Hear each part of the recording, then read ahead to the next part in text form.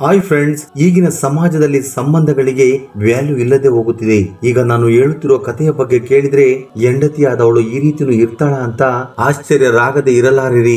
ಇನ್ನು ಸ್ಟೋರಿ ಏನು ಅಂತ ನೋಡೋದಾದ್ರೆ, ಬೆಂಗಳೂರಿನ ಉತ್ತರಹಳ್ಳಿ ಎಂಬ ಗ್ರಾಮದಲ್ಲಿ ಶಂಕರಪ್ಪ ಮಂಜುಳಾ ಎಂಬ ದಂಪತಿಗಳು ವ್ಯವಸಾಯ ಮಾಡುತ್ತಾ ಜೀವನವನ್ನ ಸಾಗಿಸುತ್ತಿದ್ದರು. ಇನ್ನು ಇವರ ಅನೂನ್ಯ ಸಂಸಾರದ ಗುರುತಿಗೆ ಅರುಣ್ ಅನ್ನೋ ಹುಡುಗ 3 ಮಂದಿ ಹೆಣ್ಣು ಮಕ್ಕಳಿದ್ದರು. ಇನ್ನು ಅವರು ಮಾಡೋ ವ್ಯವಸಾಯದಲ್ಲಿ ಅಷ್ಟೊಂದು ದುಡ್ಡನ್ನ ಸಂಪಾದನೆ ಮಾಡೋದಕ್ಕೆ ಆಗದೆ ಇದ್ರು ಮಗನನ್ನ ಚೆನ್ನಾಗಿ ಓದಿಸಿದ್ರೆ ಅವನೇ ಮುಂದಕ್ಕೆ ಆರ್ಥಿಕವಾಗಿ ದೃಢವಾಗಿ ತನ್ನ ತಂಗಿಯರಿಗೆ ಮದುವೆಯನ್ನ ಮಾಡ್ತಾನೆ ಅಂದ್ಕೊಳ್ತಾರೆ. ಇನ್ನು ಅರುಣ್ಗೆ ಚಿಕ್ಕಂದಿನಿಂದಲೂ ಇವೇ ಮಾತುಗಳನ್ನ ಆಗಾಗ ಹೇಳ್ತಾ ಇದ್ದಿದ್ರಿಂದ ನಾನು ಹೇಗಾದ್ರೂ ಮಾಡಿ ಚೆನ್ನಾಗಿ ಓದಿ ದುಡ್ಡು ಸಂಪಾದನೆ ಮಾಡ್ಬೇಕು ಅನ್ಕೋತಾನೆ.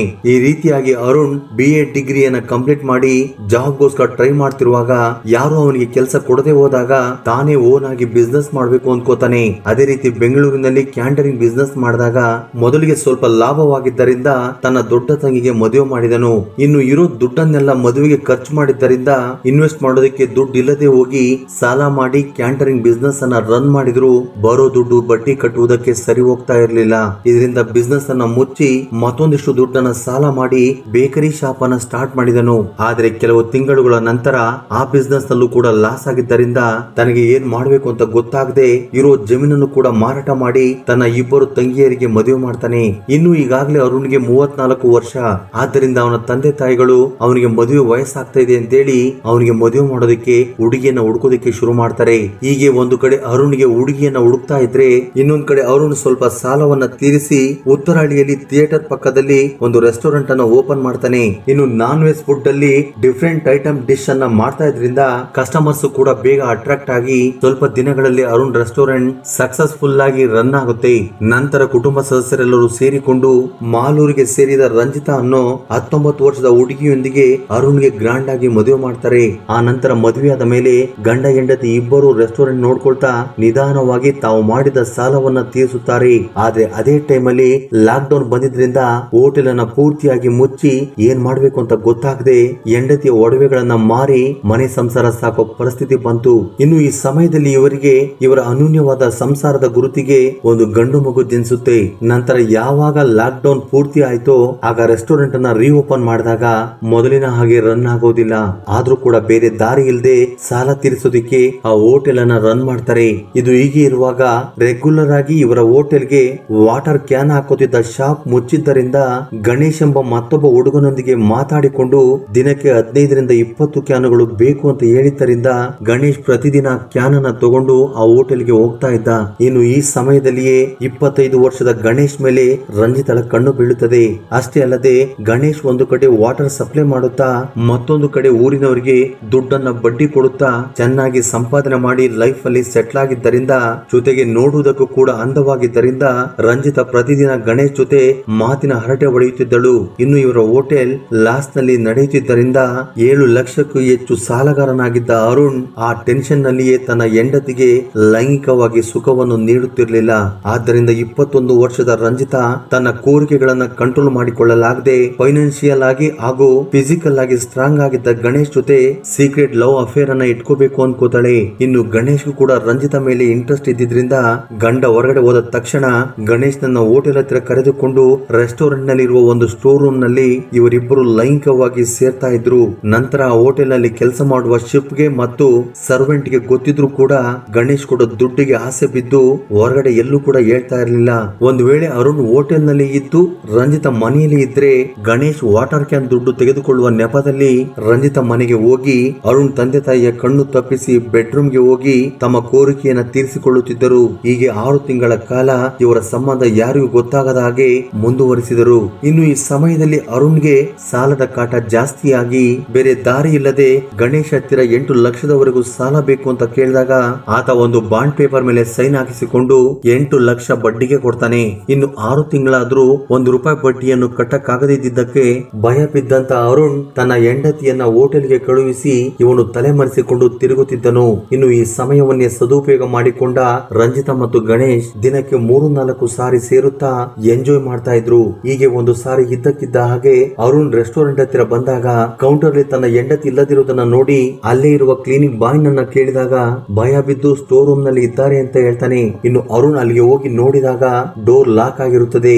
ಆಗ ಡೋರ್ ತೆಗಿ ಅಂತ ಜೋರಾಗಿ ಹೊಡೆಯುವುದಕ್ಕೆ ಶುರು ಮಾಡುತ್ತಾನೆ. ಆದ್ರೆ ಗಣೇಶ್ ಮತ್ತು ರಂಜಿತಾ ಆ ಸಮಯದಲ್ಲಿ ಏಕಾಂತವಾಗಿ ಇದ್ದಿದ್ರಿಂದ 10 ನಿಮಿಷಗಳ ನಂತರ ಡೋರ್ ನ ತೆಗೆಯುತ್ತಾರೆ. ಇನ್ನು ಇವರಿಬ್ಬರ ಸಿಚುವೇಶನ್ ನೋಡಿ ಕೋಪದಿಂದ ಅರುಣ್ ಅಲ್ಲಿಂದ ತನ್ನ ಹೆಂಡತಿಯನ್ನು ಮನೆಗೆ ಕರೆದುಕೊಂಡು ಬಂದು ಚೆನ್ನಾಗಿ ಹೊಡೆಯುತ್ತಾನೆ. ಈ ರೀತಿಯಾಗಿ ತನ್ನ ಹೆಂಡತಿ ಮಾಡಿದ ಕೆಲಸದಿಂದ ಆ ಹೋಟೆಲ್ ಅನ್ನ ಮುಚ್ಚಿದರೆ ನನ್ನ ಹೆಂಡತಿ ಇನ್ನು ಮುಂದೆ ಗಣೇಶ್ ನನ್ನ ಮೀಟ್ ಮಾಡೋದಿಲ್ಲ ಅನ್ಕೋತಾನೆ. ಯಾವಾಗ ಅರುಣ್ ಆ ಹೋಟೆಲ್ ಅನ್ನ ಮುಚ್ಚಿದನೋ ಅವನಿಗೆ ಸಾಲ ಕೊಟ್ಟಿರೋರೆಲ್ಲರೂ ಕೂಡ ಮನೆ ಹತ್ರ ಬರೋದಕ್ಕೆ ಶುರು ಮಾಡ್ತಾರೆ. ಆಗ ಅರುಣ್ ಮನೆಯಲ್ಲಿ ಇರಕ್ಕಾಗದೆ ದಿನವೆಲ್ಲ ಹೊರಗಡೆ ಸುತ್ತಾಡುತ್ತಾ ರಾತ್ರಿಯಾದ ಮೇಲೆ ಮನೆಗೆ ಬರ್ತಾ ಇದ್ದನು. ಇನ್ನು ಈ ಮಧ್ಯದಲ್ಲಿಯೇ ರೇಷನ್ ತಗೊಂಡ್ ಬರ್ತೀನಿ ಅಂತ ಇಲ್ಲ ಮಗುನ ಹಾಸ್ಪಿಟಲ್ ಗೆ ಕರೆದುಕೊಂಡು ಹೋಗ್ತೀನಿ ಅನ್ನೋ ನೆಪದಲ್ಲಿ ಗಣೇಶ್ ಜೊತೆ ಸೇರಿ ಲಾಡ್ಜ್ ಗೆ ಹೋಗಿ ತಮ್ಮ ಕಾಮ ದಾಹವನ್ನ ತೀರಿಸಿಕೊಳ್ಳುತ್ತಿದ್ದರು. ಹೀಗೆ ಒಂದು ಸಾರಿ ಅರುಣ್ ಗಣೇಶ್ ರಂಜಿತಾ ಬೈಕ್ ಮೇಲೆ ಹೋಗುತ್ತಿರುವುದನ್ನ ನೋಡಿ ನೇರವಾಗಿ ಗಣೇಶ್ ನನ್ನ ಮೀಟ್ ಮಾಡಿ ಇನ್ ಮುಂದೆ ನನ್ನ ಹೆಂಡತಿ ಜೊತೆ ಸೇರೋದನ್ನ ನೋಡಿದ್ರೆ ನಾನು ಏನ್ ಮಾಡ್ತೀನೋ ನನಗೆ ಗೊತ್ತಿಲ್ಲ ಅಂತೇಳಿ ವಾರ್ನಿಂಗ್ ಮಾಡ್ತಾನೆ. ಇನ್ನು ಅರುಣ್ಗೆ ಗಣೇಶ್ ನನ್ನ ಏನ್ ಮಾಡ್ಬೇಕು ಅಂತ ಗೊತ್ತಾಗದೆ ಮನೆಗೆ ಹೋಗಿ ಹೆಂಡತಿ ಮೇಲೆ ಆ ಕೋಪವನ್ನ ತೋರಿಸುತ್ತಿದ್ದನು. ಇನ್ನು ರಂಜಿತಾ ಗಂಡ ಕೊಡುತ್ತಿರುವ ಟಾರ್ಚರ್ ಅನ್ನ ತಡೆದುಕೊಳ್ಳಲಾಗದೆ ಅಳುತ್ತಾ ಗಣೇಶ್ಗೆ ಹೇಳ್ತಾ ಇದ್ಲು. ರಂಜಿತಾ ಜೊತೆ ಈಗಾಗಲೇ ಗಾಢವಾದ ಪ್ರೀತಿಯಲ್ಲಿದ್ದ ಗಣೇಶ್ ಅರುಣ್ ಮೇಲೆ ಸೇಡನ ಇಟ್ಕೊಂಡು ಅವನನ್ನ ಏನಾದ್ರೂ ಮಾಡ್ಬೇಕು ಅನ್ಕೋತಾನೆ. ಇನ್ನು ಈ ಟೈಮ್ ಅಲ್ಲಿ ರಂಜಿತಾ ಗಣೇಶ್ ನೀನಂದ್ರೆ ನನಗೆ ಇಷ್ಟ, ಗಂಡನ ಅಡ್ಡಿ ಇಲ್ಲ ಅಂದಿದ್ರೆ ಜೀವನ ಪರ್ಯಂತ ನಾವಿಬ್ರು ಜೊತೆಯಾಗಿ ಬದುಕಬಹುದಾಗಿತ್ತು ಅಂತ ಹೇಳಿದ್ರಿಂದ ಗಣೇಶನ ಸಂತೋಷಕ್ಕೆ ಇತಿ ಮಿತಿ ಇಲ್ಲದೆ ಹೋಗುತ್ತೆ. ಇದರಿಂದ ತಮಗೆ ಅಡ್ಡವಾಗಿರುವ ಅರುಣ್ ನನ್ನ ಕೊಲ್ಲಲೇಬೇಕೆಂದು ಗಣೇಶ್ ತನ್ನ 3 ಫ್ರೆಂಡ್ಸ್ ಗೆ ದುಡ್ಡು ಕೊಡ್ತೀನಿ ಅಂತೇಳಿ ಒಂದು ಪ್ಲಾನ್ ಮಾಡ್ತಾನೆ. ಇನ್ನು ರಂಜಿತಾ ನನ್ನ ಮೇಲೆ ಅನುಮಾನ ಬರಬಾರ್ದು ಅಂತ ತಂದೆ ತಾಯಿರ ನೋಡ್ಬೇಕು ಅಂತೇಳಿ ಮಗುನ ಕರ್ಕೊಂಡು ತವ್ರ ಮನೆಗೆ ಹೋಗ್ತಾಳೆ.